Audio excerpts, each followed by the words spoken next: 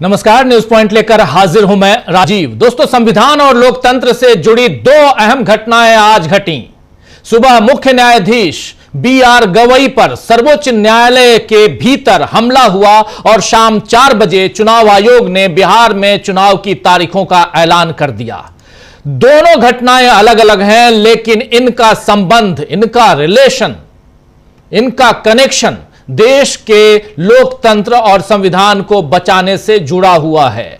देश की आजादी के बाद आज पहली बार ऐसा हुआ है कि लोकतंत्र के एक अहम स्तंभ न्यायपालिका की गरिमा पर बड़ी चोट की गई है। आज सुबह CJI गवई की अध्यक्षता वाली एक पीठ जब सुनवाई कर रही थी, उस दौरान एक वकील ने सनातन धर्म के नारे लगाते हुए उन पर हमले की कोशिश की। अदालती कामकाज में बाधा डालने, न्यायाधीशों पर सवाल उठाने और वकीलों के आपसी झगड़े जैसी कई घटनाएं अब तक हुई हैं दोस्तों, लेकिन यह पहली बार हुआ है कि CJI को नफरती हिंसा का शिकार बनाया गया। विपक्ष लोकतंत्र और संविधान पर जिस खतरे की तरफ लगातार ध्यान दिला रहा है, चेतावनी दे रहा है कि देश में कैसे नफरत का केरोसिन छिड़क दिया गया है, वो खतरा अब सुप्रीम कोर्ट के भीतर अपना फन उठाता हुआ दिख रहा है। आप ध्यान दीजिए कि CJI यानी chief justice of India BR Gavai दलित समुदाय से हैं और बौद्ध धर्म के अनुयायी हैं, जबकि उन पर हमला करने वाला सनातन के नारे लगा रहा था, कह रहा था सनातन का अपमान नहीं सहेगा हिंदुस्तान। कांग्रेस ने इस हमले की निंदा की है और सोनिया गांधी ने इस बारे में जो बयान जारी किया है वो काफी महत्वपूर्ण है। सोनिया गांधी ने कहा है कि सर्वोच्च न्यायालय में भारत के माननीय मुख्य न्यायाधीश पर हुए हमले की निंदा करने के लिए शब्द पर्याप्त नहीं हैं। ये न केवल उन पर बल्कि हमारे संविधान पर भी हमला है। मुख्य न्यायाधीश गवई ने बहुत संयम दिखाया है, लेकिन पूरे देश को गहरी पीड़ा और आक्रोश के साथ उनके साथ एकजुटता से खड़ा होना चाहिए। यह बात यहां सोनिया गांधी लिख रही हैं। सोनिया गांधी की चिंता बिल्कुल वाजिब है कि यह केवल एक व्यक्ति पर हमला नहीं है, बल्कि संविधान पर हमले के समान है। कांग्रेस अध्यक्ष मल्लिकार्जुन खड़गे ने भी इसी मसले पर लिखा है कि आज सर्वोच्च न्यायालय में भारत के माननीय मुख्य न्यायाधीश पर हमले का प्रयास अभूतपूर्व, शर्मनाक और घृणित है। यह हमारी न्यायपालिका की गरिमा और विधि के शासन पर हमला है। जब एक वर्तमान मुख्य न्यायाधीश जो अपनी योग्यता, निष्ठा और दृढ़ता के बल पर देश के सर्वोच्च न्यायिक पद पर पहुंचे हैं को इस तरह निशाना बनाया जाता है, तो यह एक बेहद विचलित करने वाला संदेश देता है। यह एक ऐसे व्यक्ति को धमकाने और अपमानित करने का प्रयास दर्शाता है जिसने संविधान की रक्षा के लिए सामाजिक बंधनों को तोड़ा है। ऐसा मूर्खतापूर्ण कृत्य दर्शाता है कि पिछले एक दशक में हमारे समाज में किस तरह से घृणा, कट्टरता व्याप्त हो गई है। यह बात यहां पे कह रहे हैं मल्लिकार्जुन खड़गे। भारतीय राष्ट्रीय कांग्रेस की ओर से मैं इस हमले की कड़े शब्दों में निंदा करता हूं। हमारी न्यायपालिका की सुरक्षा सर्वोपरि है। न्याय और तर्क की जीत हो, धमकी की नहीं। यह बात यहां पर कह रहे हैं मल्लिकार्जुन खड़गे। और इनके बाद राहुल गांधी ने भी अभी अभी ट्वीट किया है, उस ट्वीट को भी आपके सामने लेकर आऊंगा।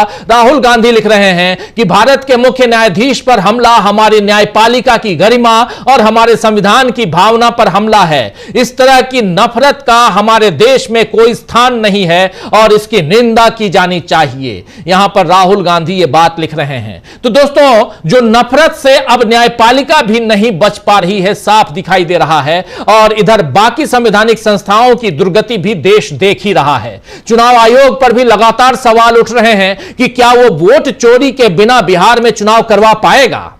आप जानते हैं कि बिहार की सभी 243 सीटों पर 2 चरण में चुनाव होंगे। आज इसकी घोषणा हो गई। पहले चरण के लिए 6 नवंबर को और दूसरे चरण के लिए 11 नवंबर को वोटिंग होगी। वहीं चुनाव के नतीजे बाल दिवस यानी 14 नवंबर, चिल्ड्रंस डे कहते हैं 14 नवंबर को। और 14 नवंबर किस लिए जाना जाता है? इसके अलावा क्योंकि चाचा नेहरू का जन्मदिन है, देश के पहले प्रधानमंत्री का जन्मदिन।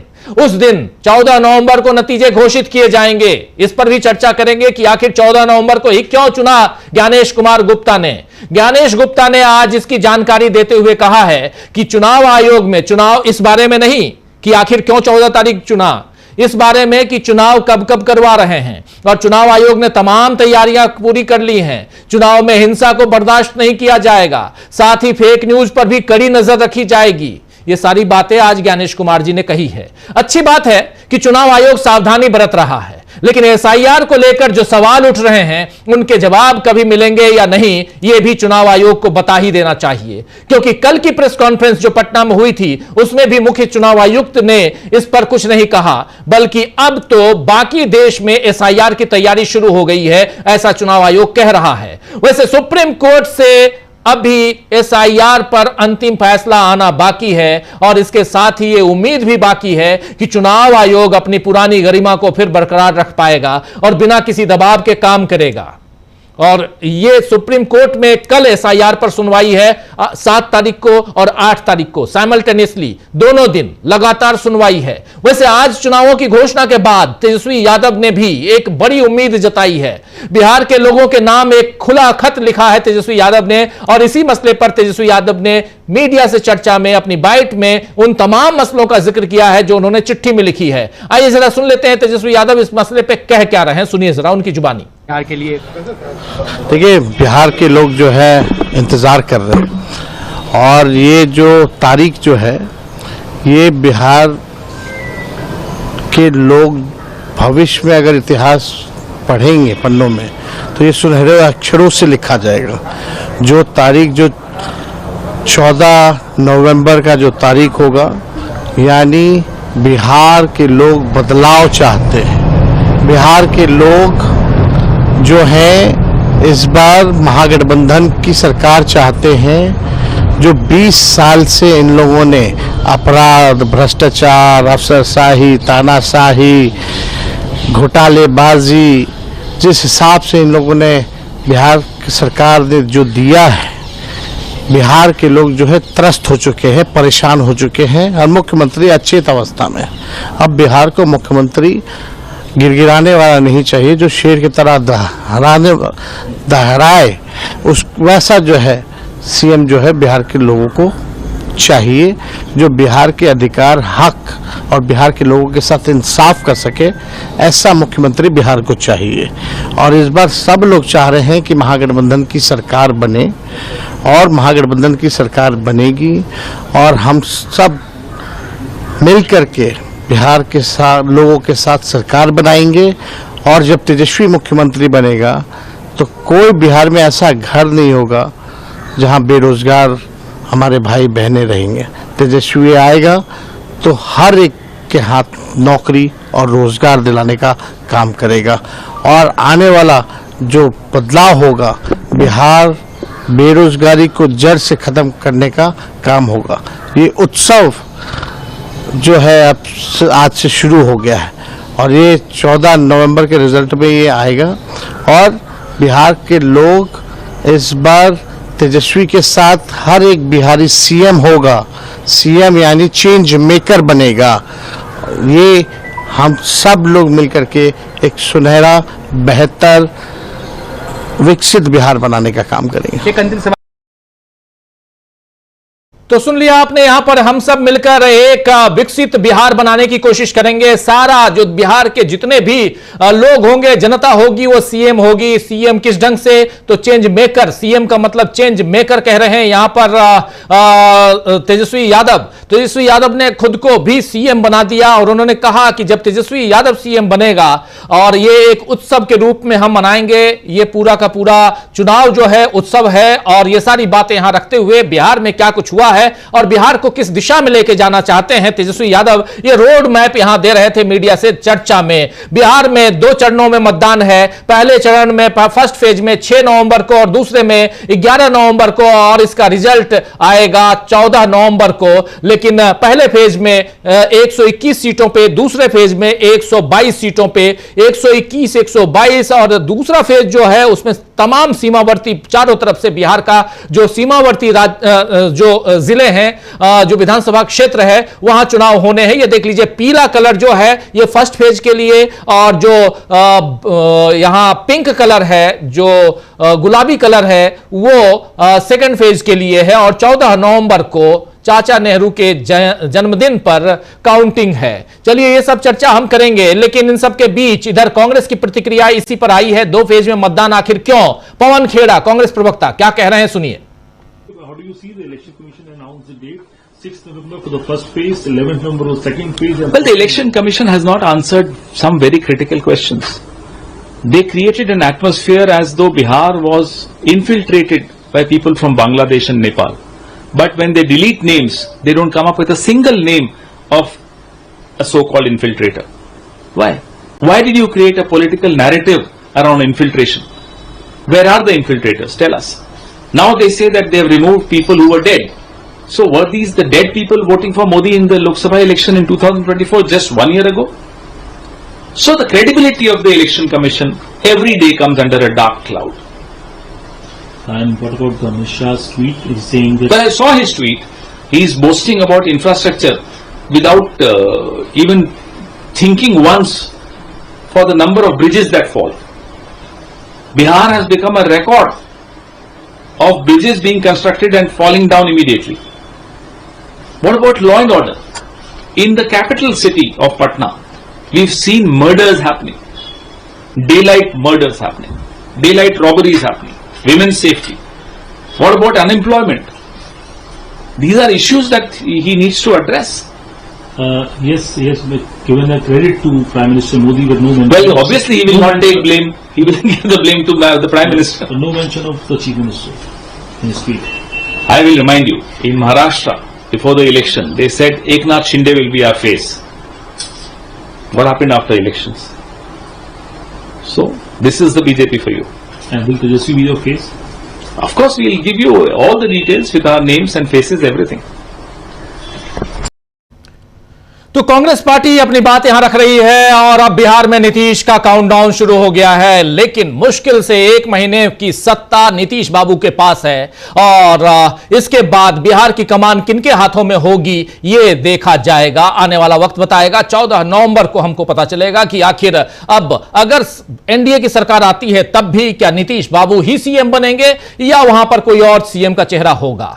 लेकिन बिहार में अभी बहुत कुछ, बहुत राजनीति, बहुत सियासत बाकी है और इधर सीजेआई गवई पर हमले के बाद क्या अब समाज समझ गया है कि 100 सालों के में आरएसएस ने देश को असल में क्या दिया है। बीजेपी ने आखिर पिछले अपने 12 वर्षों के इस शासन में, नरेंद्र मोदी ने अपने पिछले 12 वर्षों के इस शासन में क्या कुछ दिया है इस देश को, यह सब कुछ जब सीजेआई के ऊपर जूते उछाले जाते हैं तब समझ में आता है। लेकिन एक बहुत आश्चर्यजनक बात और भी बताना चाहता हूं। सीजेआई की बात अगर करें हम, चीफ जस्टिस ऑफ इंडिया, जो साथी बाद में जुड़े हैं उनको आप बता दो जो इस खबर को नहीं जानते हैं, उनके लिए कि मुख्य न्यायाधीश, देश के मुख्य न्यायाधीश, देश के chief justice of India BR Gavai खुद दलित समाज से आते हैं और पहले बौद्ध हैं जो आज की तारीख में, दलित तो दूसरे नंबर के, क्योंकि इनसे पहले भी एक दलित मुख्य न्यायाधीश हो चुके हैं, दूसरे नंबर के ये हैं। लेकिन सबसे बड़ी बात कि ये बौद्ध हैं और इनके ऊपर जूता उछाला गया। जूता उछालने वाला कह रहा है कि सनातन का अपमान नहीं सहेगा हिंदुस्तान। लेकिन इसके अलावा यहां बहुत गंभीर बात एक और भी आती है कि अभी तक इस अपमान, जो अपमान सीजेआई को किया के ऊपर जूते उछालकर किया गया है, इस पर सत्ता पक्ष की तरफ से एक भी प्रतिक्रिया नहीं अभी तक। जब इस कार्यक्रम को अभी 7:15 पर मैं घोषित तौर पे कह रहा हूं, ऐलानिया तौर पे कह रहा हूं कि न ही प्रधानमंत्री की कोई टिप्पणी है, न ही गृह मंत्री की कोई टिप्पणी है, न ही देश के लॉ मिनिस्टर की कोई टिप्पणी है, कानून मंत्री की कोई प्रतिक्रिया नहीं, अभी तक किसी की कोई प्रतिक्रिया नहीं आई है। प्रतिक्रिया जो आई है वो विपक्ष के नेताओं की आई है, सोनिया गांधी की, मल्लिकार्जुन खड़गे की।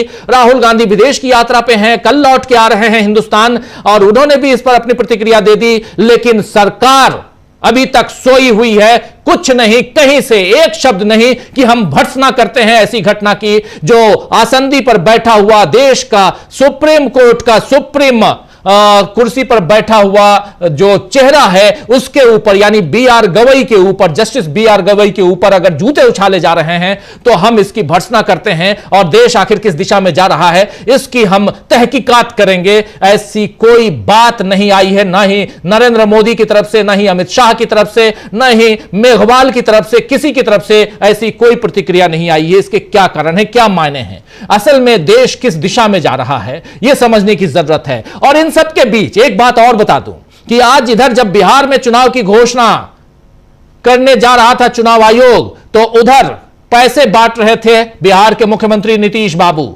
सबसे पहले 21 लाख महिलाओं को 10-10 हजार रुपए बांटे, उसके बाद बिहार में पटना मेट्रो का उद्घाटन, आधे बने जैसे तैसे उसका उद्घाटन कर डाला, जानते हुए कि अब चुनाव की घोषणा होने जा रही है। आखिर कौन सी हड़बड़ी थी?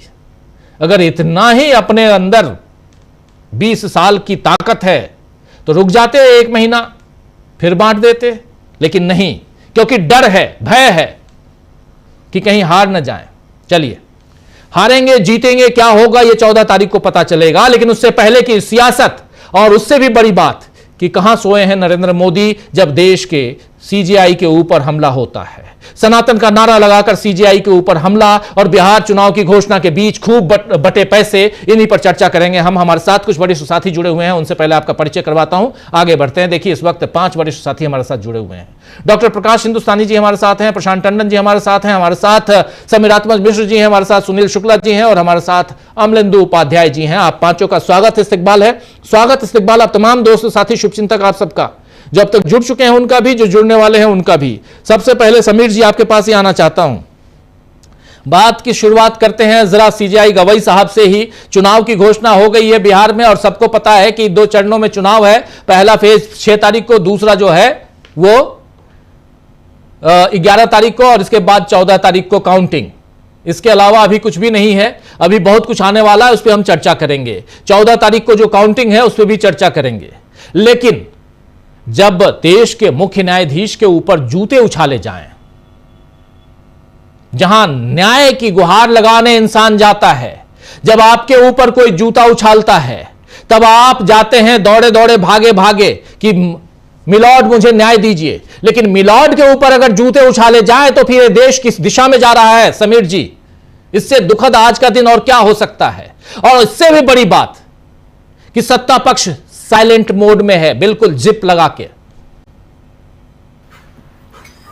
राजीव जी, सबसे बड़ी बात यह है कि सुप्रीम कोर्ट जो है वो संविधान का कस्टोडियन है और ये जो घटना है वो सीधे दिखा रही है कि किस तरीके से उसी कस्टोडियन को चीफ जस्टिस ऑफ इंडिया को ही क्यों उन पर हमला करने की कोशिश की गई है, क्योंकि वो अपनी अभिव्यक्ति की स्वतंत्रता जाहिर कर रहे थे। ये उनका अधिकार था, ये कोई फैसला नहीं उन्होंने कोई दिया हुआ था। और इसमें या अगर वो फैसले में चीजें आती हैं तो संविधान के तहत होती हैं, जो कुछ भी वो मामला था। और ये कहकर उन पर हमला किया जा रहा है कि वो सनातन धर्म का अपमान कर रहे हैं। यानी ये वही लाइन है कि सनातन धर्म ये कौन तय कर रहा है, सनातन धर्म क्या है और कौन सा धर्म क्या है, और जाकर वो सुप्रीम कोर्ट पर हमला। तो बहुत सारे ये सवाल उठा रहा है। एक तो ये कि किस तरीके का एक मानसिक जो लोगों का वर्ग तैयार हो रहा है, उनकी मानसिक स्थिति क्या है, उनकी जो वैचारिक स्थिति क्या है, सोचने की क्षमता क्या है। जो वकील साहब हैं शायद उनको सुनने में आया है कि 71 साल के हैं और 55-56 साल की उम्र में उन्होंने रजिस्ट्रेशन अपना कराया था। मेरे ख्याल से किसी नौकरी में रहे होंगे, रिटायर होने के बाद कहीं से लॉ कर लिए होंगे, उसके बाद आए और ये किया। और चर्चा में आने के लिए हो सकता है उन्होंने किया हो, निश्चित तौर पर उनको पता ही था कि ये काम करेंगे तो चर्चा में आएंगे, सजा भी कितनी होगी क्या नहीं होगी। लेकिन बहुत सारे जो सवाल खड़े हो रहे हैं कि सबसे बड़ी बात ये सुरक्षा की बात है। दूसरी बात ये जो आपने अभी कहा भी, और जब आप कार्यक्रम की शुरुआत के दौरान ही जब ये बात आपने कही है कि इस पर सत्ता पक्ष के किसी व्यक्ति का कोई ट्वीट नहीं आया है। सत्ता पक्ष के समर्थक, उनका आया या नहीं आया, लेकिन सत्ता पक्ष के तमाम समर्थकों के जो ट्वीट आए हैं राजीव जी, अगर उनको आप देखेंगे तो हैरान होने वाली बातें हैं। लेकिन आजकल लगातार हम लोग ऐसी चीजें देख रहे हैं कि उनसे हैरानी होती नहीं है। उन्हीं में से एक का ट्वीट है और मैं उस ट्वीट को किसका है मैं उसका जिक्र नहीं करूंगा, लेकिन वो लिख रहे हैं और इस तरह के बहुत सारे ट्वीट हमको दिखाई पड़े हैं कि आज सीजे गवई को एक वकील ने वकील का जूता लगते लगते रह गया।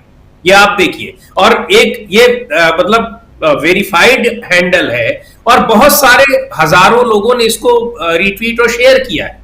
और ये आगे वो लिख रहे हैं कि ये आरंभ है ऐसे पतित हिंदू विरोधी और कायर जजों के साथ, सड़कों पर भी ऐसा ही होगा यदि वो आदेश में लिखी जाने वाली बातों से इतर अपने घिनौने हृदय के उद्गार हिंदुओं को नीचा दिखाने के लिए करेंगे।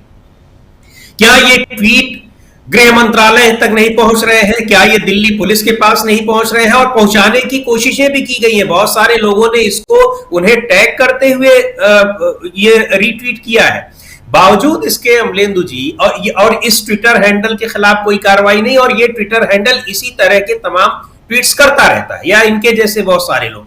और सबसे बड़ी बात यह है, मैं इसके लिए सुप्रीम कोर्ट को भी काफी हद तक अमलेंदु जी, माफ कीजिएगा, राजीव जी दोषी मानता हूं। इसलिए मानता हूं क्योंकि अभी कुछ दिन पहले ही सुप्रीम कोर्ट में, मतलब हम तो कल्पना भी नहीं कर सकते थे कि सुप्रीम कोर्ट के सिटिंग जो चीफ जस्टिस हैं उन पर कोई यह आरोप लगा देगा कि वो देश में गृहयुद्ध छिड़वा रहे हैं, वो देश में चल रहे गृहयुद्ध के लिए जिम्मेदार है। और सुप्रीम कोर्ट उनको तलब करने के बजाय, उनसे पूछने के बजाय कि बताइए सुप्रीम कोर्ट के चीफ जस्टिस ने किस तरह का गृहयुद्ध पहली बात तो चल रहा है, और उसके लिए सुप्रीम कोर्ट के चीफ जस्टिस क्यों जिम्मेदार है। तो ये इन चीजों पर आप एक्शन नहीं लेंगे तो धीरे धीरे सुप्रीम कोर्ट की या जो हमारी न्याय व्यवस्था की, न्यायपालिका की जो स्थिति है, जो सम्मान है, वो इसी तरीके से रौंदा जाता रहेगा। और बहुत गंभीर घटना, केवल ये कानून व्यवस्था का, सुरक्षा का ही मुद्दा नहीं है। सबसे बड़ी बात तो ये है, ये वही चीज दिखाता है कि आप हमारे मन की बात नहीं करेंगे, यानी सत्ता पक्ष जो चाह रहा होगा, चूंकि ये बातें वही है जो सत्ता पक्ष चाहता है, उसकी बात आप नहीं करेंगे तो आप सोनम वांगचुक की तरह जेल भी भेज दिए जाएंगे। और आप सुप्रीम कोर्ट के मुख्य न्यायाधीश भी अगर हैं तो आपको वहां भी घसीट कर आपकी लिंचिंग भी की जा सकती है। ये तो मुझे लग रहा है सीधे सीधे यही बताने की कोशिश है। और ये इसीलिए है क्योंकि सुप्रीम कोर्ट तमाम ऐसी चीजों पर इस तरह की बातें कहने वाले, जो गृहयुद्ध छेड़ने की बात कहने वाले सांसद थे, कोई उनके खिलाफ कार्रवाई न करके, कोई संदेश न देकर आपने अपनी महानता का परिचय नहीं दिया कि आपने छोड़ दिया या आपने उसको इग्नोर कर दिया क्योंकि सीधे वो आपको टारगेट किया जा रहा था। आपको नहीं टारगेट किया जा रहा था, वो देश की न्याय व्यवस्था को टारगेट किया जा रहा था। आप पद से हट जाएंगे तब हो सकता है कि ये बातें मानी जाए कि आपको व्यक्तिगत टारगेट किया है। देश के मुख्य न्यायाधीश की कुर्सी पर बैठे व्यक्ति को सीधे नाम लेकर उनका जब कह रहा है कोई व्यक्ति, ये गंभीर, ये हल्की फुल्की बात नहीं थी। लेकिन सुप्रीम कोर्ट ने उसको इग्नोर कर दिया तो आज आप देख लीजिए कि ये कहां तक मामला पहुंच गया, कल को और भी कहीं पहुंच सकता है। और सबसे ज्यादा सरकार की जो खामोशी और चुप्पी दिखाई पड़ रही है वो ये बता रही है कि ये तरह की घटनाएं हो सकती हैं, इससे अब इनकार नहीं किया जा सकता, यानी मामला इससे भी आगे बढ़ सकता है। तो ये बहुत गंभीर और हैरान करने वाली बात है, और जो इस देश की न्याय व्यवस्था के अपमान का जो मुद्दा है वो बहुत गंभीर मुद्दा है। क्योंकि सरकार का अपमान, विपक्ष का अपमान, संवैधानिक संस्था, चुनाव आयोग जैसी संस्थाओं का अपमान या उनकी जो क्रेडिबिलिटी है वो दांव पर लगे, अलग बात है। लेकिन इन सब के बाद एकमात्र संस्था वो होती है जहां आखिरी दौर में, आखिरी स्थिति में लोगों को एक भरोसा होता है।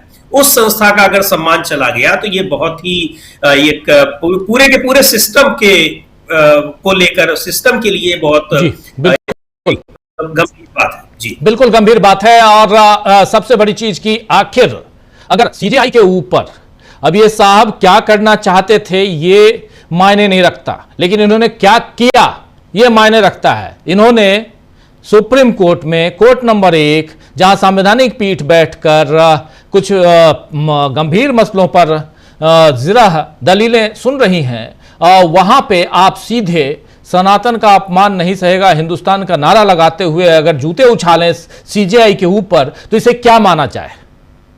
और ये आखिर देश कहां जा चुका है, इसके पीछे की रणनीति, इसके पीछे का नफरत, वो समझने की जरूरत है। जरा आप प्रशांत जी आपके पास आना चाहता हूं। एक बहुत ही गंभीर मामला है। आज बिहार पे चर्चा हम लगातार कर रहे हैं, बिहार की चर्चा करेंगे, लेकिन इस गंभीर मसले पे अगर प्रधानमंत्री की चुप्पी, देश के गृह मंत्री की चुप्पी, देश के कानून मंत्री की चुप्पी, इसके भी मायने हैं और उसको भी थोड़ा सा खोद के निकालने की जरूरत है, समझने की जरूरत है। प्रशांत जी। जी देखिए, सीधा हमला भारत के संवैधानिक संस्था पे हुआ है और जैसा अभी समीर जी ने कहा कि वो संस्था पे हुआ जो संविधान की कस्टोडियन है, जो गार्जियन है संविधान की, और ओपन कोर्ट में ये हुआ है।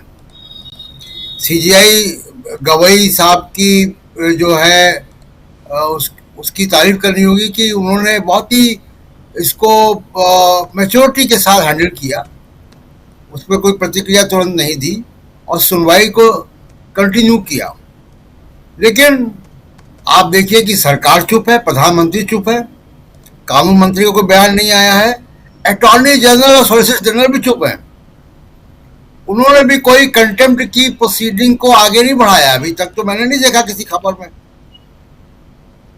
तो ये बड़ा हैरत करने वाला है कि ये क्या खामोशी क्या कहती है। खामोशी ये कहती है कि जिसने जूता फेंका या कोशिश की, उसका वकील का नाम राकेश किशोर है, वो राकेश किशोर जिस तरीके के नारे लगाए, उसकी विचारधारा और सत्ता पक्ष की विचारधारा एक ही है।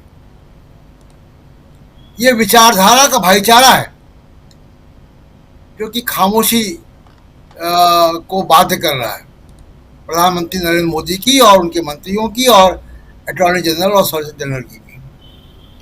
दूसरी बात, इससे जुड़ा हुआ मामला है, सीजीआई गवई की माताजी कमलाताई जो कि एक अम्बेडकरवादी एक्टिविस्ट है, उनको आरएसएस ने बुलाया अपने 100वें साल के समारोह में। उन्होंने जाने से इनकार कर दिया और उनकी तरफ से चिट्ठी भी लिखी गई और उन्होंने जाने से इनकार किया और आप देखिए कि ये हमला हुआ। ये दोनों बातों का जो सूत्रधार है, जो इसकी विचारधारा है, दोनों मामलों में वो विचारधारा एक ही है। ये इस विचारधारा की वजह से ये संविधान पे हमले हो रहे हैं। इससे खतरा लोकतंत्र को, संविधान को, इस विचारधारा से। दूसरा मामला कि आप खामोशी अख्तियार करें, आपने कंटेम्प्ट का प्रोसीडिंग नहीं किया,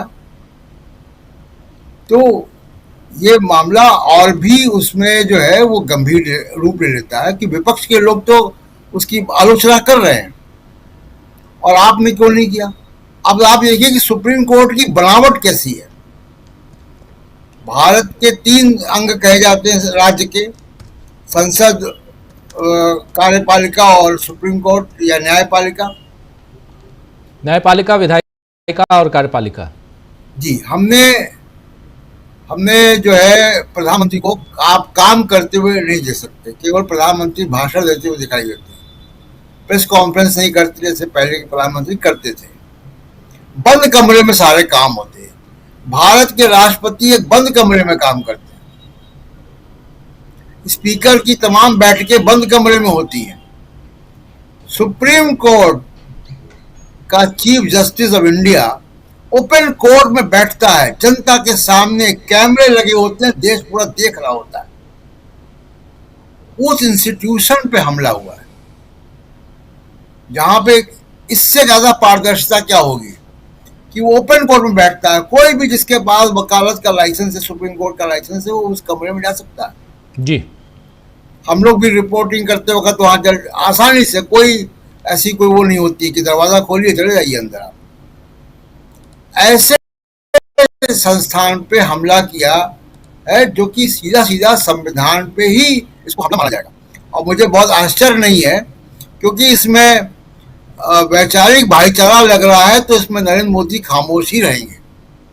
हालांकि सॉलिसिटर जनरल का बयान आ गया है। उन्होंने लिखा है कि मैंने व्यक्तिगत रूप से मुख्य न्यायाधीश को, तुषार मेहता की बात कर रहा हूं, मैंने व्यक्तिगत रूप से मुख्य न्यायाधीश को सभी धर्मों के धार्मिक स्थलों पर पूरी श्रद्धा के साथ जाते देखा है। मुख्य न्यायाधीश ने भी इस स्थिति को स्पष्ट किया है। यह समझ से परे है कि आज एक उपद्रवी ने ऐसा क्यों किया। ऐसा लगता है कि यह किसी ध्यान आकर्षित करने वाले व्यक्ति द्वारा किया गया कृत्य है जो सस्ता प्रचार चाहता है। यह कह के वो बाहर निकल आया। जी प्रशांत जी। जी, दूसरी बात कि देखिए, पिछले 11-12 साल से जब से नरेंद्र मोदी भारत की राजनीति केंद्र में आए हैं, आप देखिए कि उनके प्रधानमंत्री बनने के बाद एक लिंच मॉब तैयार हुआ है, एक हिंसक समाज पैदा हुआ है, और उसका बहुत सारा श्रेय भी उनको जाता है कि जिस तरीके से वो रैलियों में भाषण देते हैं, कपड़ों से पहचान लो जैसे ही बातें कहते हैं। तो ये जो नफरत की आंधी इस देश में चल रही है, जो इनटॉलरेंस है, जो हिंसा का वातावरण है, वो संयोग नहीं है केवल कि वो नरेंद्र मोदी के प्रधानमंत्री बनने के बाद ही हुआ है, और अपनी खामोशी से वो साबित कर रहे हैं कि इस लिंच मॉब को पालने पोसने और उसको ऑक्सीजन देने का काम वो खुद ही करते हैं या उनके पार्टी के लोग करते हैं। और इसका सबूत चाहिए किसी को भी, हमारे दर्शकों को भी चाहिए अगर, तो आप देख लीजिए कि नरेंद्र मोदी के समर्थक सोशल मीडिया पे जस्टिस गवई के ऊपर हमले पर क्या लिख रहे हैं। जी राजीव जी, बिल्कुल बिल्कुल आप सही कह रहे हैं। सोशल मीडिया पे जस्टिस गवई, और अभी समीरात्मज मिश्र जी ने तो ऑलरेडी बता भी दिया कि क्या कुछ लिखा जा रहा है, तो आप समझ सकते हैं कि लिंच मॉब कैसे तैयार किया गया है। जल्दी से आना चाहता हूं, जरा पहले डॉक्टर प्रकाश हिंदुस्तानी जी आपके पास, फिर सुनील शुक्ला जी आपके पास आता हूं। प्रकाश जी, कैसे आप देखते हैं इस घटनाक्रम को, और कितनी भर्त्सना की जाए इसकी? हालांकि जो भी किया जाए कम होगा, लेकिन फिर भी इसकी चर्चा जरूरी है, इसलिए जरूरी है। और जो साथी बाद में जुड़े हैं, संदर्भ रेफरेंस बता देना चाहता हूं कि सनातन का नारा लगाकर CJI Gavai, chief justice of India, मुख्य न्यायाधीश, भारत के मुख्य न्यायाधीश के ऊपर जूते उछालने वाला वकील पकड़ा तो गया उसी समय, लेकिन आखिर ऐसी घटना भारत के, आजाद भारत के इतिहास में पहली बार हुई है, और सत्ता पक्ष चुप्पी साधे हुए है। और ये सनातन वाले जो हैं, धर्म के नाम पर नफरत फैलाने वाले जो लोग हैं, वो लिंच मॉब तैयार करने में जुटे हुए हैं। किस दिशा में आखिर देश चला गया है, डॉक्टर प्रकाश हिंदुस्तानी जी? वाले लोग हैं वे सनातन का भी नुकसान कर रहे हैं और देश के लोकतांत्रिक ताने बाने का भी नुकसान कर रहे हैं। माननीय सीजीआई ने जिस तरीके से मामले को बहुत ठंडे दिमाग से लिया, उन्होंने बहुत गरिमा को बनाए रखा और ये कहा कि ये चीजें मुझे प्रभावित नहीं करती। उन्होंने कहा कि इसको जूता वापस कर दो और इसके खिलाफ कोई कार्रवाई न की जाए। उन्होंने अपनी ओर से ये कहा, लेकिन कार्रवाई तो उनके ऊपर होनी चाहिए और बहुत सारी कार्रवाई होनी चाहिए। इस चीज को आप जोड़ के देखिए कि 4 दिन पहले ही गांधी जयंती मनाई गई और गांधी जी को जिस तरीके से बदनाम किया जाता रहा है, बार बार बदनाम किया जाता रहा, और गांधीवादी तरीके से ही गवई साहब ने पूरे मामले को निपटा। आप देखिए गांधी जी पर कितनी बार हमले हुए, कम से कम आधे दर्जन बार उन पर हमले हुए, जानलेवा हमले हुए।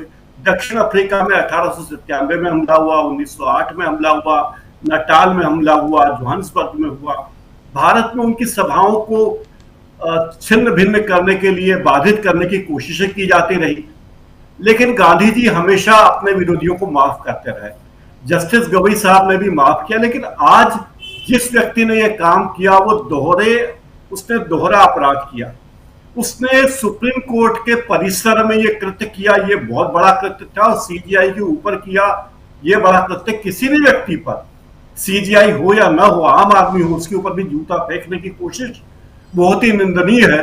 और अफसोस इस बात का है कि हमारी सरकार ने, हमारे प्रधानमंत्री ने, गृह मंत्री ने, विधि मंत्री ने, किसी ने इसका विरोध नहीं किया। ये नहीं किया कि हम ऐसी गतिविधियों को रोकने के लिए सख्त कार्रवाई करेंगे, हम अपने अपनी कोशिश करेंगे, हम बाहर से कहेंगे कि ऐसे लोगों को कड़ी से कड़ी सजा अपनी ओर से, ऐसी बातें होनी चाहिए। तो ये एक बहुत काला दिन है हमारे लोकतंत्र में न्यायपालिका के इतिहास में काला दिन कहेंगे कि एक व्यक्ति ने इतनी हीन हरकत की है, उस व्यक्ति का नाम लेना भी मुनासिब नहीं। लेकिन दुर्भाग्य की बात यह है कि सोशल मीडिया पर ऐसे सैकड़ों लोग हैं जो ऐसे व्यक्ति की तारीफ कर रहे हैं और कह रहे हैं कि सनातन की रक्षा के लिए वो व्यक्ति आगे आया। ये वैसा ही है जैसे नाथूराम गोडसे ने महात्मा गांधी पर गोली चलाई। इस आदमी के हाथ में अगर सुप्रीम कोर्ट में रिवॉल्वर ले जाने की इजाजत होती तो क्या पता वो ये भी करता। तो सवाल यह है कि न्यायपालिका में हमारे सीजीआई के लिए हमारे सुप्रीम कोर्ट को सुरक्षा व्यवस्था तगड़ी करनी चाहिए, पर ऐसे मानसिक विकार वाले लोगों के लिए कोई यंत्र बना नहीं जो परीक्षण करके बता दे कि इस व्यक्ति के मन में विकार है। लेकिन विकार बाद में सत्तारूढ़ पार्टी के लोगों के मन में आता है, उनके तमाम ट्रोल आर्मी और ट्रोल मीडिया के बारे में आता। अगर सीजीआई पर हुए हमले का विरोध वो नहीं कर सकते तो फिर क्या कर सकते? वे तो कार्रवाई कर सकते हैं लेकिन कार्रवाई नहीं कर सकते।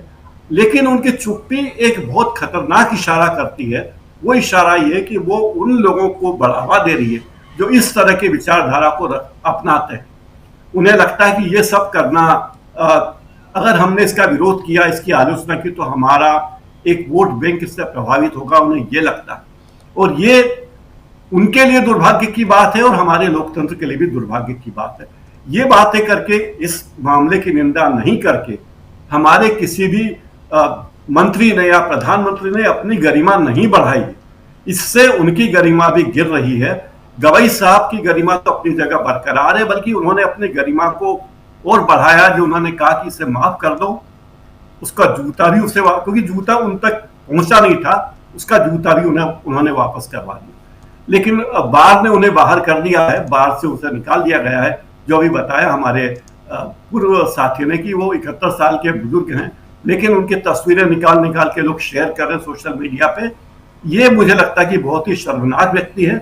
जिस व्यक्ति का सार्वजनिक बहिष्कार होना चाहिए, उसके खिलाफ कार्रवाइयां होनी चाहिए, उस व्यक्ति को लोग इस देश में, उसकी तारीफ में भी अगर कोई व्यक्ति कहता तो वो भी बहुत ही शर्मनाक बात है।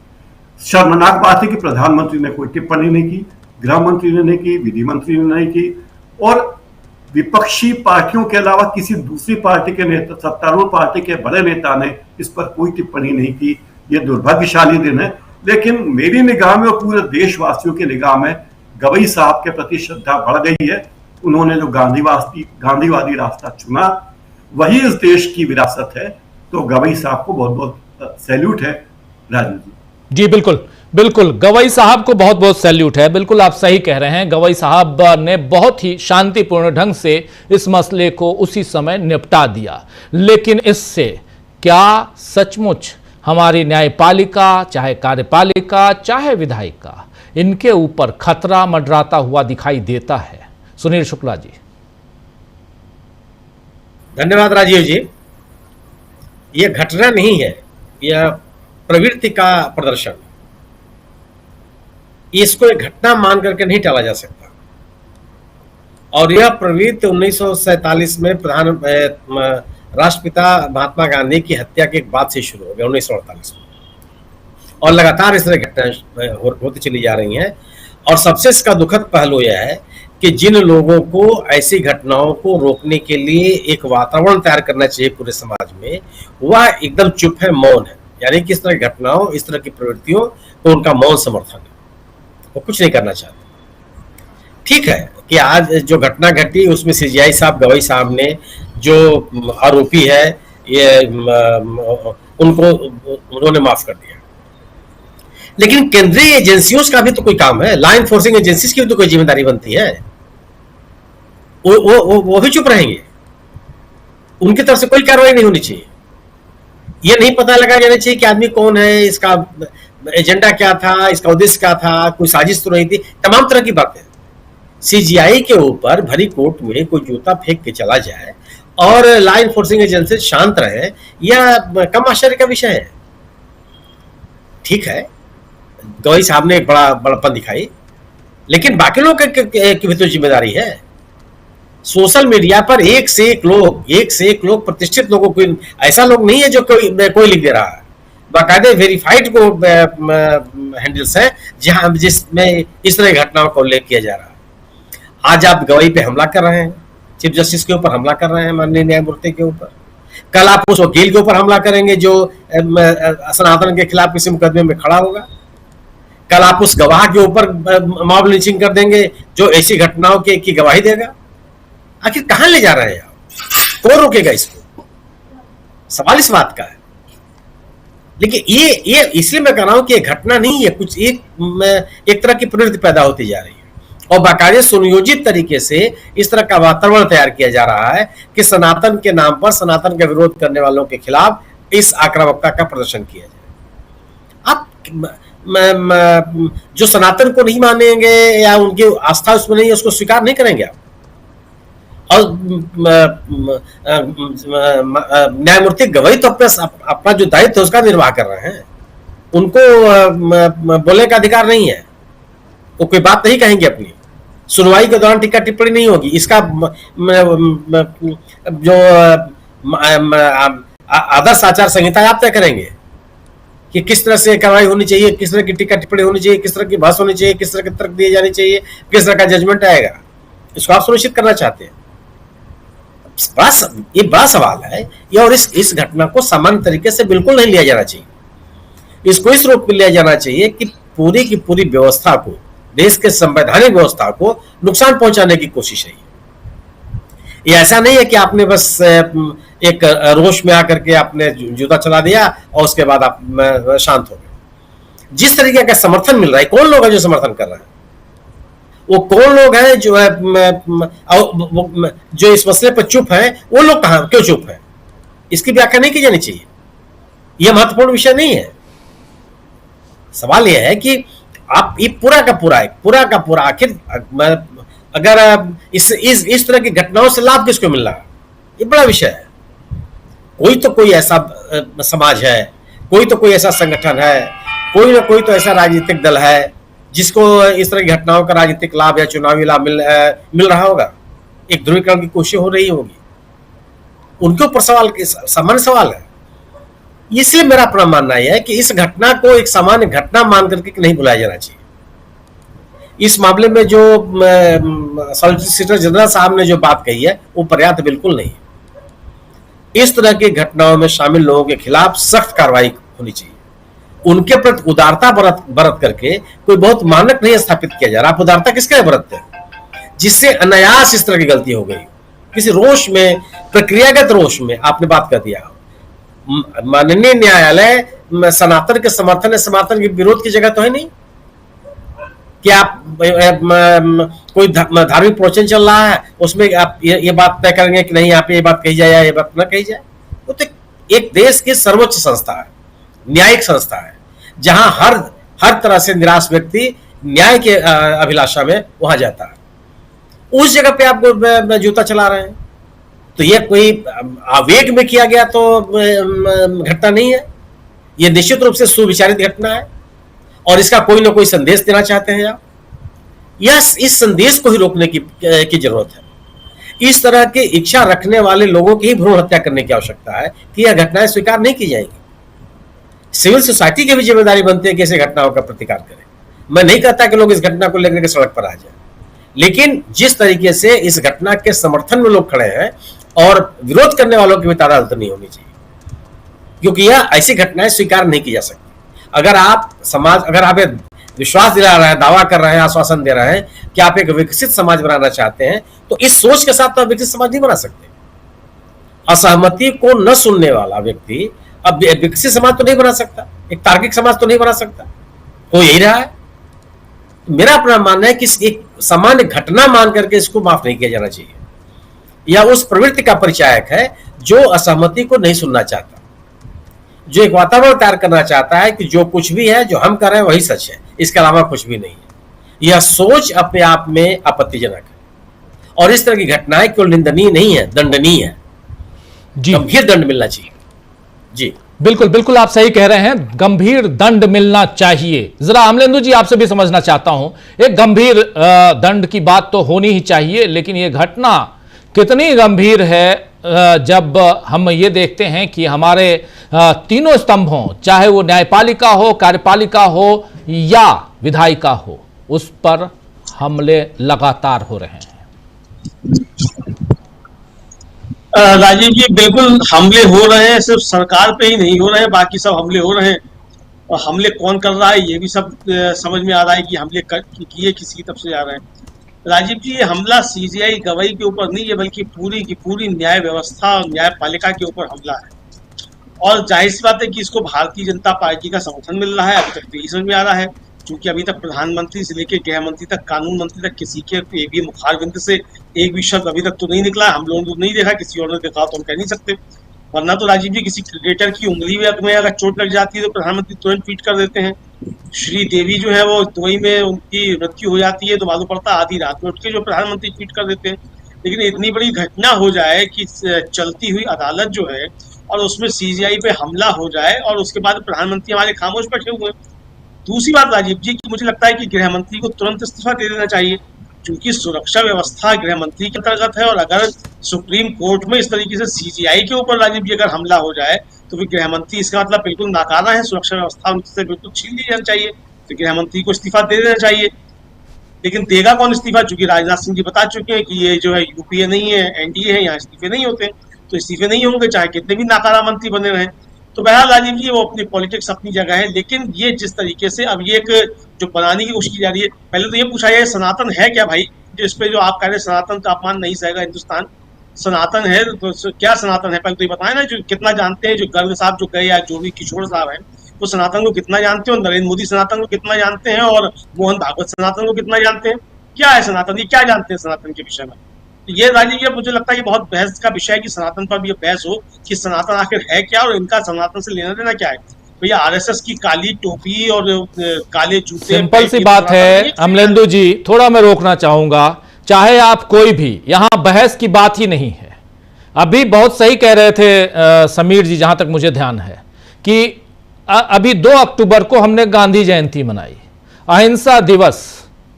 ये गांधी का देश है जहां हिंसा के लिए जगह नहीं है।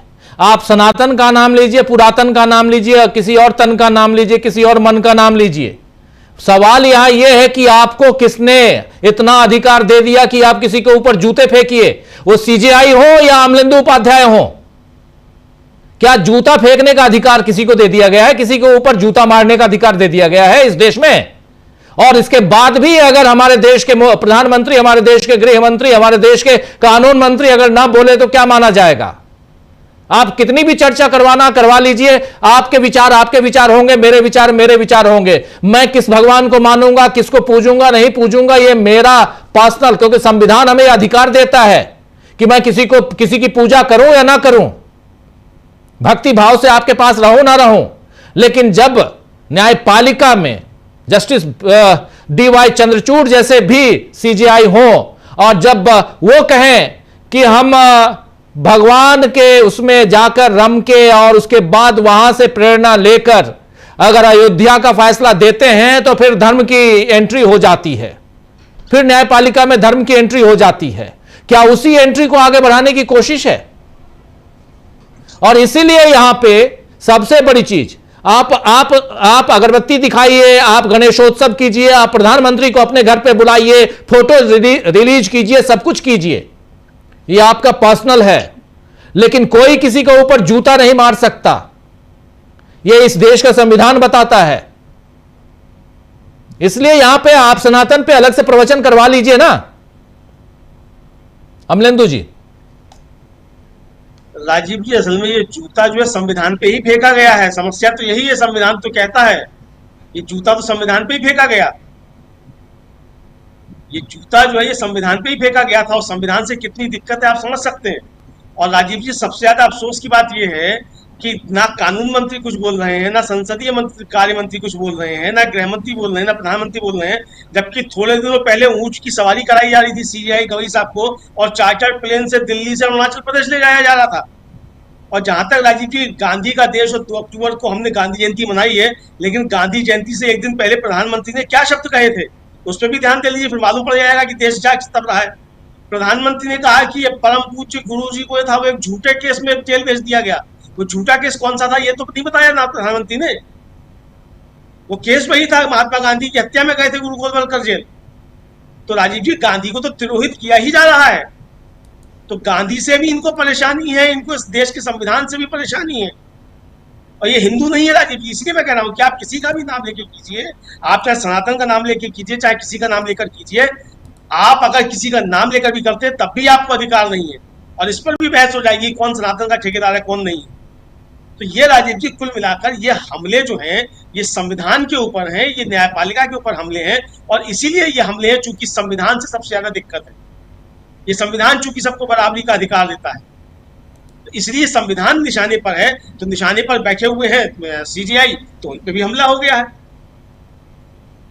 लेकिन इस हमले को प्रत्यक्ष रूप से राजीव जी इसको देखा जाए, अगर प्रधानमंत्री के शब्द नहीं आ रहे हैं, अगर गृह मंत्री नहीं बोल रहे हैं, कानून मंत्री नहीं बोल रहे हैं, तो राजीव जी आप समझ लीजिए कि सीधे सीधे राजीव जी हम लोगों का चैनल की वो चल रही है बीच में, इसकी चर्चा भी बीच में बताना जरूरी है कि 99,92,446 ये लाइव लगा दे तो ज्यादा अच्छा है। 99,92,000 यानी 8,000 से कुछ कम सब्सक्राइबर और चाहिए 1 करोड़ होने में। और ये देखिए ये लाइव चल रहा है, ये लाइव जी ये लगातार चल रहा है। ये हमारे सब्सक्राइबर्स की संख्या काउंटडाउन चालू है। और आप दोस्तों जो इस कार्यक्रम को देख रहे हैं, आप लोगों से गुजारिश है कि अगर आपने हमारे चैनल को सब्सक्राइब नहीं किया है तो इस 1 करोड़ वाले, करोड़पति वाले इस चैनल में आप भी भागीदार बनिए। करना कुछ नहीं है, सिर्फ सब्सक्राइबर जो सब्सक्रिप्शन का जो बटन है उस बटन को दबा दीजिए, सब्सक्राइब कर लीजिए। और ये काउंटडाउन लगातार जारी है, आप देख रहे हैं एक एक कर अब 99,92,473, 74, ये 75 और ये लगातार काउंटडाउन आपके बीच हम लेकर आ रहे हैं। और ये जारी है जितनी जल्दी, क्योंकि लगभग 8,000 सब्सक्राइबर और चाहिए और 1 करोड़ हमारे सब्सक्राइबर्स, यानी आपकी शक्ति, आपकी ताकत करोड़पति से कम नहीं होगी, क्योंकि उसके बाद हम ऊपर रहेंगे 1 करोड़ से ऊपर, मिलियन, 10 मिलियन जिसको इंग्लिश में कहते हैं वो। तो इसलिए ये काउंटडाउन आपके सामने है, ये चलता रहेगा। लेकिन अमलेंदु जी अपनी बात। जी राजीव जी, तो मैं यही कह रहा था कि ये जो मामला है ये देखिए, और सीजीआई ने चलिए माफ कर दिया, लेकिन सवाल ये है कि रजिस्ट्री क्या कर रही है, पुलिस क्या कर रही है। अगर इस तरीके की घटना हो जाए राजीव जी, यार ये सऊदी अरब तो है नहीं कि यहाँ खून का बदला खून और आंख के बदले आंख का कानून हो कि सीजीआई ने माफ कर दिया तो माफ हो गए।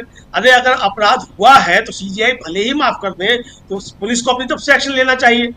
वो एक्शन नहीं हुआ है, इसका मतलब कि सीधे सीधे राजीव जी सत्तारूढ़ दल का इसको समर्थन है। और खामोशी राजीव जी सत्तारूढ़ दल की जो है इस मसले पर वो साफ जाहिर करती है कि इसके पीछे सत्तारूढ़ दल की कोई सोची समझी साजिश है।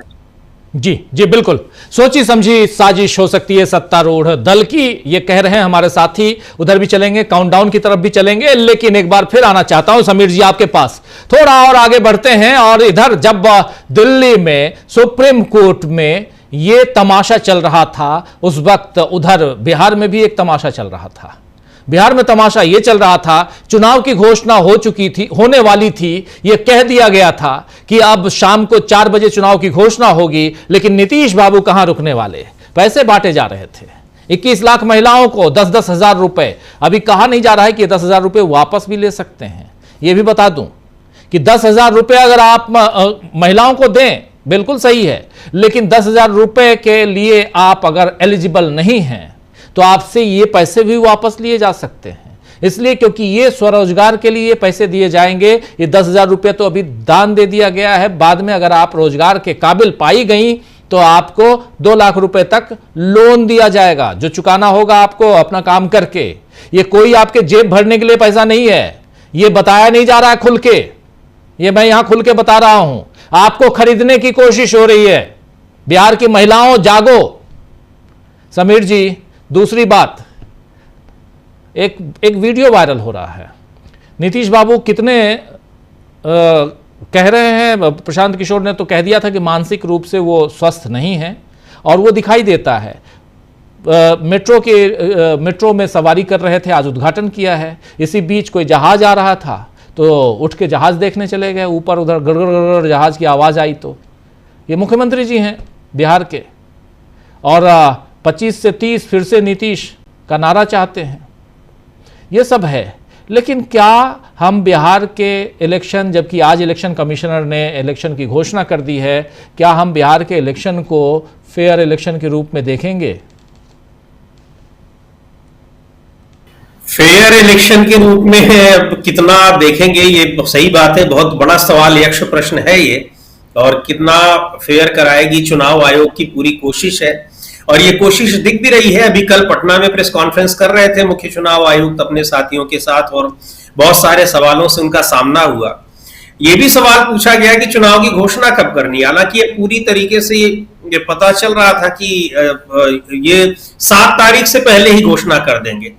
लेकिन ये काउंटडाउन एक बार हम लोग फिर से इसको ये आया है सामने, और लग रहा है कि क्या प्रोग्राम के समय ही राजीव जी डीबी लाइव करोड़पति बनने वाला है।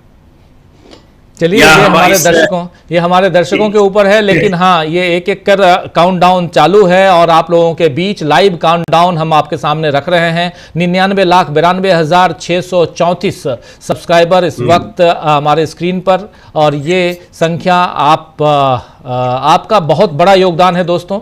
आपके योगदान के कारण ही आज इतना बड़ा परिवार अपना हो चुका है। कम से कम एक ताकत मिलती है आप लोगों के कारण। सब्सक्राइबर्स जो होते हैं वो ताकत होते हैं, इसीलिए अपनी बात हम बहुत मजबूती के साथ देश दुनिया तक पहुंचा पाते हैं बिना लाग लपेट के, आप जानते हैं। और खासकर डीबी लाइव इसके लिए जाना जाता है जहां विदाउट किसी, वहां जो डॉक्टर्ड वीडियो बनाते हैं आजकल लोग, कुछ उसमें अपना पुट डालते हैं, वो हम डालने की कोशिश नहीं करते हैं। हम सीधा सीधा जो भी है, हमारे तमाम साथी, चाहे समीरात्मज मिश्र जी हों, चाहे अमलेंदु जी हों, चाहे प्रशांत जी हों, चाहे हमारे तमाम और साथी सुनील जी हैं, डॉक्टर प्रकाश हिंदुस्तानी जी हैं, सब अपनी बात को रखते हैं खुले तौर पे। वही यहां हम करने की कोशिश करते हैं। हमारी इस ताकत को और मजबूत कीजिए, ज्यादा से ज्यादा लोगों को जोड़कर। ये अपील मैं बार बार करता हूं, और अपील में कुछ नहीं है, आपको सिर्फ सब्सक्राइब करना है, ताकत हमारी खुद दिखने लगती है। खैर, ये चालू रहेगा। समीर जी, अपनी बात आगे बढ़ाइए। तो राजीव जी, मैं वही कह रहा था कि कल पटना में उनसे यह सवाल भी पूछा गया कि चुनाव की घोषणा कब होने वाली है, और उस पर उन्होंने कहा कि 22 नवंबर से पहले चुनाव पूरे हो जाएंगे। खैर, वो सबको पता है। तो आज जब ये डाले जा रहे थे पैसे, तो हो सकता है कि इस बात का भी इंतजार किया जा रहा हो कि अभी तमाम जो रेवड़ियां बांटी जानी थी उनमें कुछ रह गई है। सुबह दिन में जब ये सुबह आता है वहां से ये कि आज 4 बजे घोषणा होगी, तभी से सोशल मीडिया पे ये बातें चलने लगी थी कि 3:59 तक कुछ और रेवड़ियां बची हैं जो घोषित कर दी जाएंगी। वही हुआ।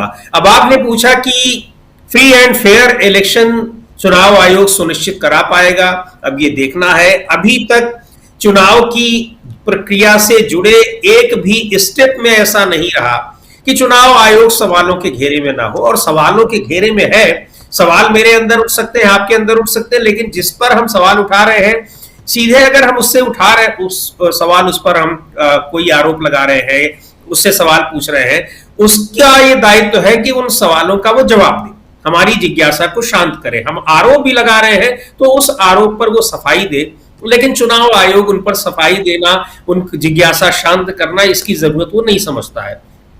और यही वजह है कि आज आप देखिए कि वोट चोरी से लेकर और SIR, इन सारी चीजों पर बुरी तरह से फंसा हुआ है। वो दिखाई भी पड़ता है चुनाव आयोग में। जितनी प्रेस कॉन्फ्रेंस हो रही है उनमें ये सवाल पूछे जाते हैं। कल पटना में किस तरह से वो घिरे हुए पाए गए, कोई जवाब नहीं है। घुसपैठियों को आपने मतदाता सूची में शामिल कर लिया, कितने घुसपैठियों को आपने बाहर कर दिया, आपके पास कोई डेटा नहीं है।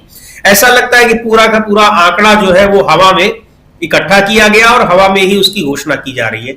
अब इन परिस्थितियों में आप चुनाव को कितना ये निष्पक्ष आप बना सकते हैं, अब देखने वाली बात होगी कि क्या बिहार चुनाव में वास्तव में निष्पक्ष बनाएंगे। हालांकि निष्पक्षता पर सवाल उसी दिन उठ गए जिस दिन SIR की घोषणा की गई अचानक, लेकिन फिर भी देखा जाए, पर इस आरोप को एक बार फिर पुख्ता किया है मुख्य चुनाव आयुक्त ने, जो चुनाव आयोग पर पिछले कुछ समय से लग रहे हैं कि वो भारतीय जनता पार्टी से मिलकर, भारतीय जनता पार्टी और उनकी मिली भगत से पूरी चुनावी प्रक्रिया तय हो रही है। चुनाव की तारीखें तक तय हो रही हैं, चुनाव के चरण तय हो रहे हैं, किन सीटों पर किस दिन चुनाव होगा, ये चीजें तय हो रही हैं। अगर ये इन सारी चीजों पर, इन आरोपों पर, वो उनका जो इन आरोपों के जो एविडेंस हमको अगर सामने दिखाई पड़ रहे हैं, इसका मतलब है कि फ्री एंड फेयर इलेक्शन को लेकर आशंकाएं बनी रहेंगी। अब चुनाव आयोग बिहार में कुछ करता है तो देखने वाली बात होगी, क्योंकि पिछले चुनावों में भी कुछ बीजेपी के नेता ये कह चुके थे कि फला दिन चुनाव की घोषणा हो जाएगी या हम किस दिन चाहते हैं। वो सारी चीजें उन्हीं तारीखों पर चुनाव, उन राज्यों में चुनाव हो गए हैं। तो ये एक चुनाव आयोग पर जो लगने वाला आरोप है, उसको फिर से एक बार पुष्ट करता हुआ दिखाई पड़ रहा है, जिस तरह से आज तारीखों की घोषणा की गई है। और आज ही पटना में मेट्रो का उद्घाटन कर दिया गया, कुछ फ्रीबीज बांटी थी उनको बांटने की घोषणा कर दी गई।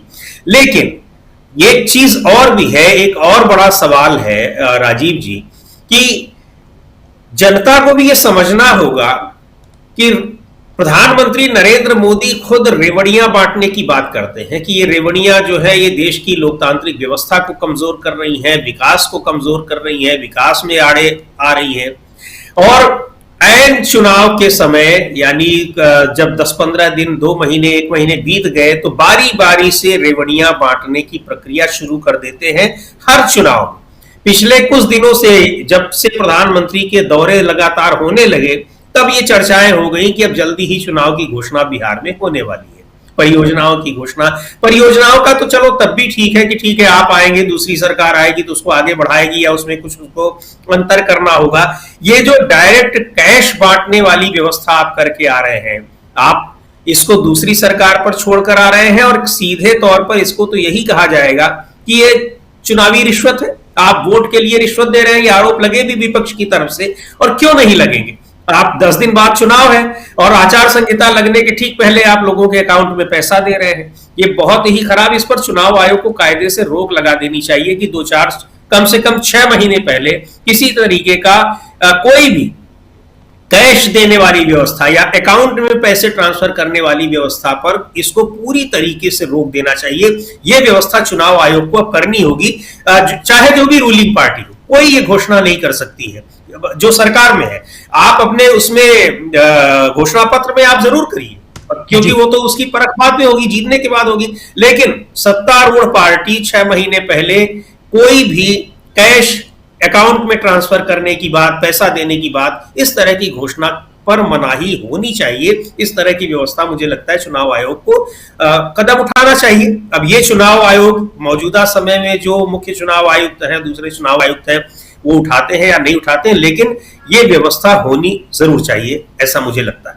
जी बिल्कुल बिल्कुल, आप सही कह रहे हैं। जरा जल्दी से आना चाहता हूं, प्रशांत जी आपके पास आना चाहता हूं। प्रशांत जी, कैसे देखते हैं आप बिहार के चुनाव को? उसमें भी जितनी चीजें, जितने मतलब 1 करोड़ 21 लाख महिलाओं को 10-10 हजार रुपए बांट दिए, लेकिन पता नहीं कितनों को बताया गया, कितनों को नहीं बताया गया कि ये पैसे वापस भी लिए जा सकते हैं। ये सारी चीजें हैं, और इन सब के बीच बिहार का चुनाव, और जिसका दावा कर रहे हैं यहां आज कर रहे थे ज्ञानेश कुमार जी कि फ्री एंड फेयर इलेक्शन हम करेंगे। क्या आपको लगता है कि वहां के इलेक्शन उस हिसाब से होने जा रहा है? 2 चरणों में मतदान है बिहार का, लेकिन क्यों घबराई हुई बीजेपी नजर आती है, क्यों घबराए हुए नीतीश बाबू नजर आते हैं कि पैसे पे पैसे बांट दिए, महिलाओं को भी, छात्रों को भी, और भी कई सारे जो विपक्ष ने जिन योजनाओं की घोषणा पहले से कर रखी थी, उन सारी घोषणाओं को फुलफिल करते हुए नजर आया सत्ता पक्ष। जी, मैं ज्ञानेश कुमार पे राजीव जी आता हूँ, लेकिन आज से क्योंकि बिहार का इलेक्शन का काउंटडाउन चालू हो गया है, और एक काउंटडाउन हमारी स्क्रीन पे भी चल रहा है, 10 मिलियन का काउंटडाउन। तो ये जो काउंटडाउन आज से बिहार का चालू हो गया, तो राजनीति का वहाँ पे एक फुल थ्रॉटल राजनीति शुरू हो गई। अब उस राजनीति का एक हिस्सा ये भी है कि प्रधानमंत्री CJI गवई के हमले पर खामोश है और खामोशी से समर्थन कर रहे हैं उस विचारधारा का, जिस विचारधारा का वो हमलावर राकेश किशोर नाम का व्यक्ति है। फर्ज कीजिए कि अगर CJI गवई दलित ना होते तो क्या प्रधानमंत्री खामोश रहते? ये सवाल मेरे मन में है। उनकी खामोशी बहुत कुछ कह रही है। दूसरी बात देखिए, भारत का लोकतंत्र, चाहे वो बिहार का चुनाव हो, देश का किसी विषय का चुनाव हो या भारत का चुनाव हो, भारत का लोकतंत्र कहीं और से गवर्न नहीं हो रहा है कि यूनाइटेड नेशन सिक्योरिटी काउंसिल से गवर्न हो रहा है या कहीं और से गवर्न हो रहा। भारत के लोकतंत्र के स्टेक होल्डर हम सब लोग हैं, देश की जनता है, पॉलिटिकल पार्टीज हैं, चुनाव आयोग जैसी संस्थाएं भी हैं जो कि उसका मैनेजमेंट करते हैं। लेकिन लोकतंत्र को चलाना जनता का काम है और पॉलिटिकल पार्टी इसमें बड़ा रोल प्ले करती है। अब आप सोचिए कि जब मुख्य चुनाव आयुक्त अपने दफ्तर जाने के लिए आज की प्रेस कॉन्फ्रेंस के लिए वो अपनी टाई पहन रहे थे शीशे के सामने खड़े होकर, उस वक्त नीतीश कुमार बिहार की 21 लाख महिलाओं को पैसा ट्रांसफर कर रहे थे। ये कैसा काउंटडाउन है? ये तो कहाँ रही लेवल प्ले फील्ड? क्या नीतीश कुमार जी ने अपनी LIC तोड़ के ये पैसा दिया है? क्या कोई फिक्स डिपॉजिट तोड़ा है? जनता का टैक्स का पैसा है, जनता के टैक्स के पैसे से आप अपना चुनाव प्रचार कर रहे हैं। तो क्या ये पैसा राहुल गांधी ट्रांसफर कर सकते हैं? क्या ये पैसा तेजस्वी यादव कर सकते हैं या विपक्ष का कोई व्यक्ति कर सकता? नहीं कर सकता। तो लेवल प्ले फील्ड नहीं है। इस बारे में सोचना होगा हमारी संस्थाओं को, देश की जनता को भी, कि जनता के पैसा उड़ाकर आप चुनाव का प्रचार कर रहे हो। अब तक 1 करोड़ 21 लाख महिलाओं को दे चुके हैं। मैं उसके विरोध में नहीं हूं, लेकिन जिस नियत से दिया जा रहा है ये लोकतंत्र के खिलाफ काम है। और भविष्य में आने वाला कोई भी, मैं कह रहा हूं आज नीतीश कुमार है, कल को हो सकता है कि कोई और आए और वो सरकार का खजाना पूरा खाली कर दे, 1-1 लाख रुपए दे दे, 10-10 लाख रुपए दे सबको, कोई बैनामे कर दे सबको 5-5 एकड़ जमीन के। कल को कोई ऐसा मुख्यमंत्री या प्रधानमंत्री भी आ सकता है ना इस देश में जी, कि जो सरकार के खजाने को, बजट को लुटा दे चुनाव जीतने के लिए। तो 10,000 रुपए क्या हो तो 10 लाख रुपए दे देगा। बिहार अपना कर्जा बढ़ता रहेगा अगले 50 साल तक। तो ये एक बड़ा खतरनाक ट्रेंड है। ये केवल रेवड़ी बांटने का काम नहीं है, ये भारत के लोकतंत्र के खिलाफ साजिश है कि हम सत्ता में हैं, हमारे पास टैक्स का पैसा है और जनता के टैक्स के पैसे से हम चुनाव जीतेंगे। बाकी और गड़बड़ियां तो और अपनी जगह जो ज्ञानेश कुमार जी कर रहे हैं। तो ये एक बहुत खतरनाक ट्रेंड है। दूसरी जो राजनीति की बात है वो ये कि तेजस्वी यादव, अभी आपने सुनाया, तेजस्वी यादव ने अपने आप को मुख्यमंत्री पद का दावेदार कह दिया आज ही, और उसका कहीं कोई कांग्रेस की तरफ से, CPI-ML की तरफ से, उनके गठबंधन के पार्टनर्स की तरफ से कोई उसका विरोध नहीं हो रहा। वो एक तरीके से मूक समर्थन है। क्या नीतीश कुमार ये कह सकते हैं कि मैं मुख्यमंत्री बनूंगा अगला? तो सबसे बड़ा संकट NDA में ये है कि नीतीश कुमार मुख्यमंत्री पद के दावेदार नहीं है और उनके समर्थक, उनके लोग जिनको ये 10-10 हजार रुपए ट्रांसफर कर रहे हैं, वो उनको मुख्यमंत्री पद के तौर पर देखना चाहेंगे। अगर वो मुख्यमंत्री पद की दौड़ में नहीं है तो उनको वोट नहीं मिलेगा। बिहार के उनके समर्थक उनको मुख्यमंत्री के लिए वोट देते हैं, उनको विधायक के लिए वोट नहीं देते हैं। और एक और दूसरी बात कि देखिए, नीतीश कुमार पिछली बार RJD के साथ मिलकर चुनाव लड़े थे, तब भी उनका वोट शेयर कम हुआ था। एंटी इनकम्बेंसी है वहां पे, और तब वो नीतीश कुमार मुख्यमंत्री पद के कैंडिडेट थे 2020 में, इस वक्त नहीं है। क्या नरेंद्र मोदी, JP नड्डा, अमित शाह उनको कहेंगे कि बिहार का अगला मुख्यमंत्री अगर हम चुनाव जीतेंगे तो नीतीश कुमार को बनाएंगे? नहीं बनाएंगे। ये चुनाव बिहार का नीतीश कुमार की पॉलिटिकल जर्नी का द एंड है। जी राजीव जी जी बिल्कुल बिल्कुल आप सही कह रहे हैं, पॉलिटिकल द एंड है। और लास्ट टाइम 2020 में उन्होंने, मुझे याद है अपने आखिरी भाषण में, जब आखिरी फेज का भाषण था और पूर्णिया के पास शायद उन्होंने ये भाषण भी दिया था कि ये मेरा आखिरी चुनाव है। लेकिन फिर इस बार कह रहे हैं 25 से 30 फिर से नीतीश। देखते हैं कहाँ तक पहुँचते हैं नीतीश बाबू, क्या फिर से सत्ता की कुर्सी तक पहुँचते हैं, और सत्ता की चाबी अगर हाथ में होती है तो सीएम की कुर्सी पर वही बैठेंगे या कोई और बैठेगा। क्या आज की तारीख में बीजेपी ऐसा होने देगी, ये भी एक बड़ा सवाल है। जरा आना चाहता हूं जल्दी से डॉक्टर प्रकाश हिंदुस्तानी जी, कैसे देखा जाए बिहार के चुनाव और उसमें नीतीश बाबू को? धन्यवाद राजीव जी। जिस तरीके से बीजेपी चुनाव की तैयारी पिछले कुछ सालों से कर रही बिहार में, बीजेपी ने अपने सारे पत्ते एक तरफ रख दिए, सारा पैसा, सारी ताकत झोंक रखी है कि किसी भी तरीके से हमें बिहार में जीतना है, बीजेपी का लक्ष्य। और जिस तरीके से नीतीश कुमार ने जो काम किए चुनाव की घोषणा की ठीक पहले, जैसे 31 मार्च को आपने देखा होगा कि राज्य सरकारों में बंदर बांट चलती है पैसे की, उस तरह चुनाव के ठीक पहले, चुनाव की घोषणा की ठीक पहले, आचार संहिता के ठीक पहले बिहार में एक एक करके सारी नोटंकियां हों। अभी आपने बताया कि महिलाओं को करीब 21 लाख महिलाओं को 10-10 हजार रुपए ट्रांसफर हुए, और ये महिला रोजगार योजना के तहत इसके पहले करीब 1 करोड़ महिलाओं को दिए जा चुके हैं। महिलाओं को, दिव्यांगों को, बुजुर्गों को मिलने वाली पेंशन 400 से बढ़ाकर 1100 कर दी गई है। घरेलू उपभोक्ताओं को 125 यूनिट बिजली फ्री कर दी है। आशा कार्यकर्ता, आंगनबाड़ी कार्यकर्ता, ममता रसोई बनाने वाली बहनें, विकास मित्र, शिक्षा सेवक, इन सबका मानदेय बढ़ा दिया है। ये भी कहा कि हम बेरोजगार लोगों को, ग्रेजुएट लोगों को 1000 रुपये महीना 2 साल तक देंगे। 2 साल के बाद क्या होगा पता नहीं। और नए रजिस्टर्ड वकील कोई हैं जिन्होंने रजिस्ट्रेशन कराया है, उन्हें 5000 रुपये महीना देंगे। अब हाल यह है बिहार का कि बिहार की दशा मध्य प्रदेश से भी खराब हो गई आर्थिक मामले।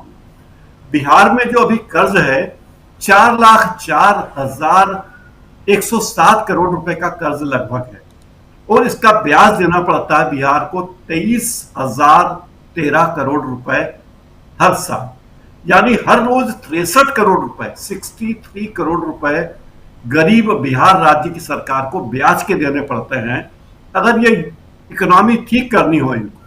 और एक बात आप देखिए कि जब से शिवराज सिंह चौहान ने मध्य प्रदेश में लाडली बहना योजना बनाई और बीजेपी शासित राज्यों ने जिस तरह उसको बढ़ाया, हालत ये हो गई कि सभी को, लगभग सभी राज्य सरकारों को इस तरह की योजनाएं बनानी पड़ी, और उन सब राज्य सरकारों की दशा देखिए दयनीय है। केंद्र सरकार से जितना पैसा आना चाहिए आ नहीं रहा है।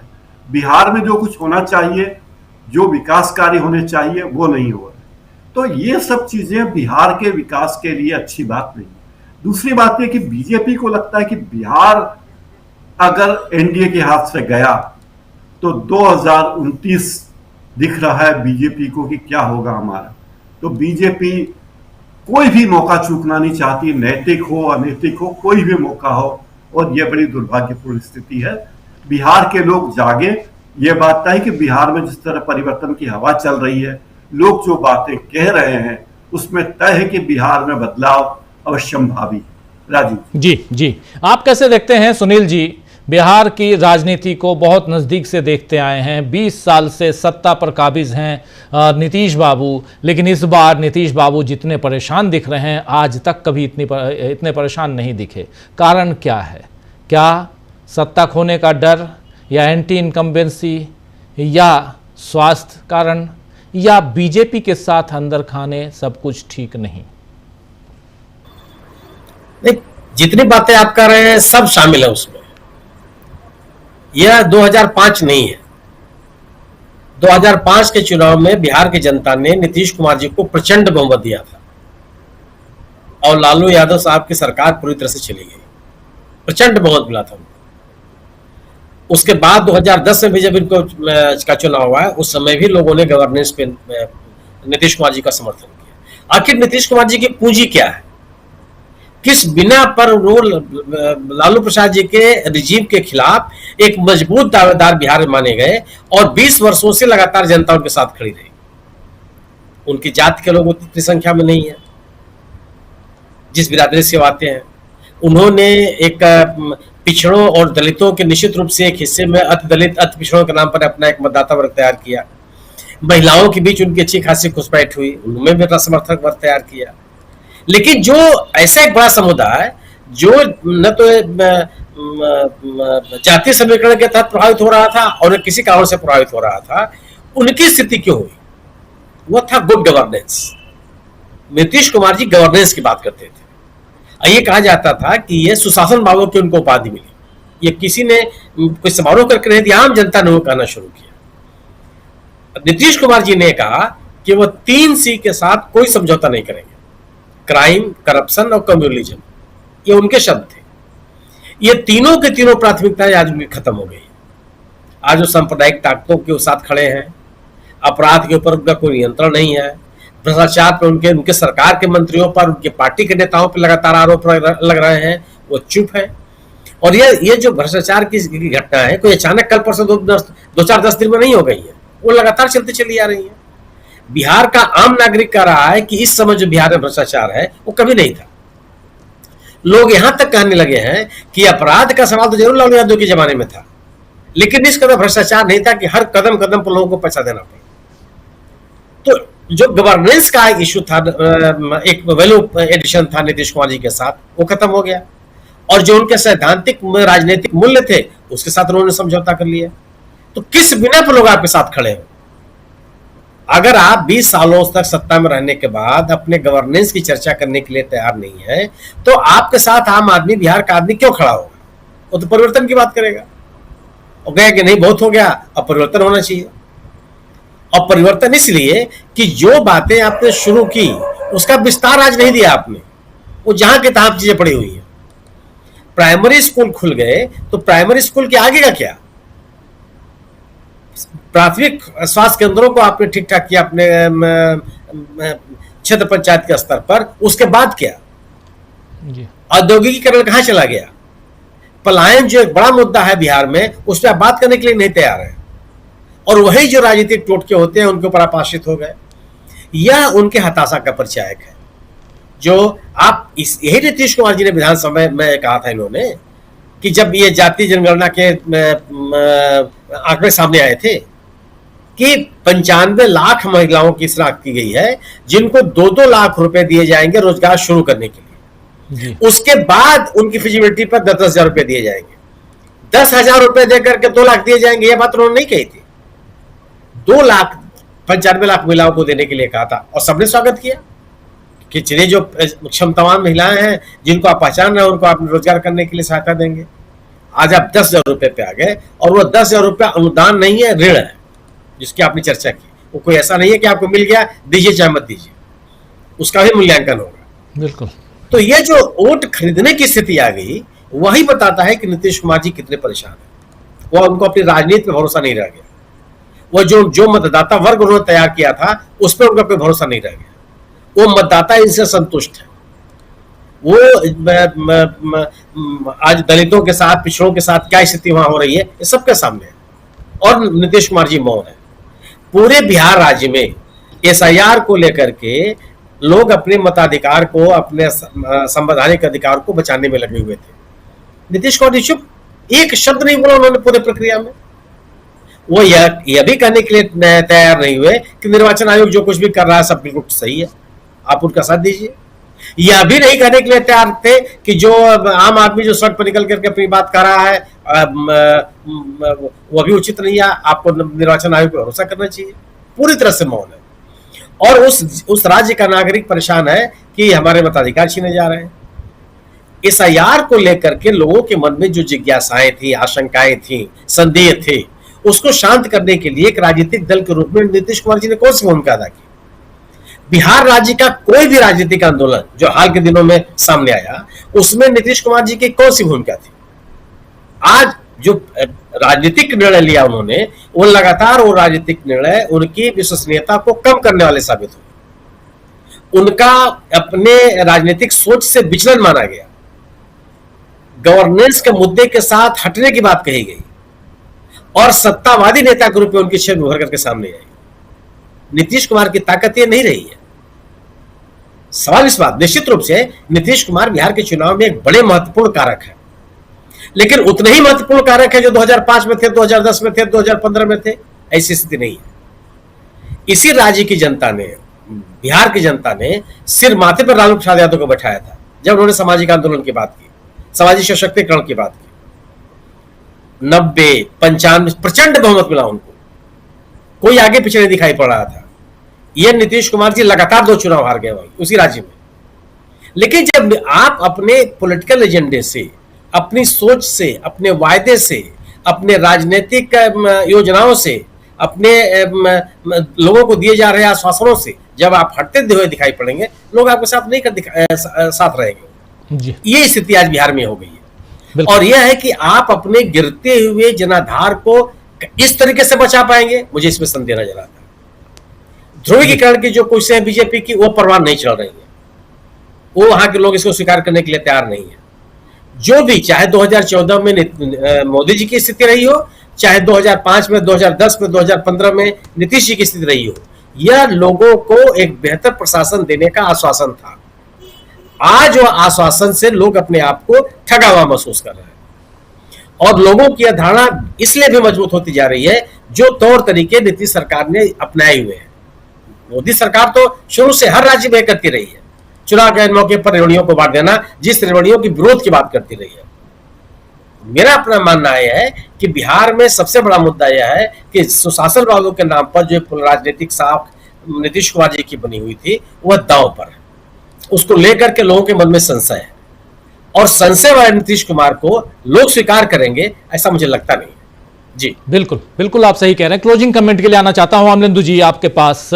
कैसे देखते हैं आप बिहार के चुनाव को, और उसमें भी नीतीश बाबू या बीजेपी के लोगों ने, बीजेपी ने खासकर, मोदी जी ने बहुत पैसे बांट दिए, चुनाव हाथ में है?